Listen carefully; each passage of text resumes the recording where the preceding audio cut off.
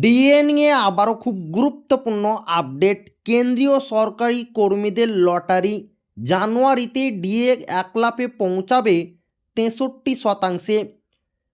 তো ভিডিওটি 1 সেকেন্ডের জন্য স্কিপ করবেন না, পুরোটা দেখবেন। আর চ্যানেলে নতুন হয়ে থাকলে অবশ্যই চ্যানেলটিকে সাবস্ক্রাইব করবেন এবং আমাদের পাশে থাকবেন।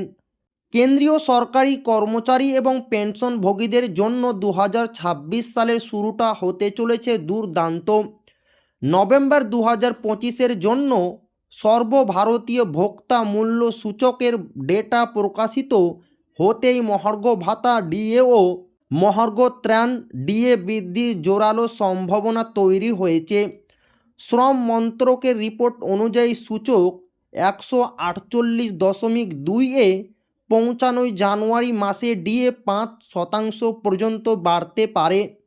বর্তমানে কেন্দ্রীয় কর্মীরা 58% হারে ডিএ পাচ্ছেন।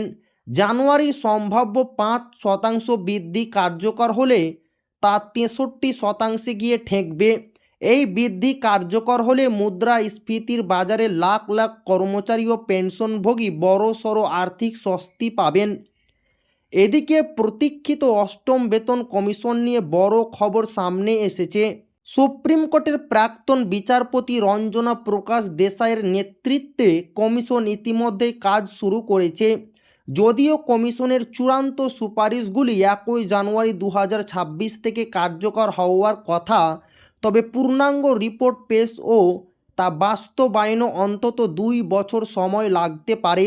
বিশেষজ্ঞ মহলের মতে ততদিন পর্যন্ত সপ্তম বেতন কমিশনের কাঠামো অনুযায়ী বেতন ও পেনশন বণ্টিত হবে। তবে আপাতত জানুয়ারির বর্ধিত ডিএর দিকে তাকিয়ে রয়েছে কর্মীরা।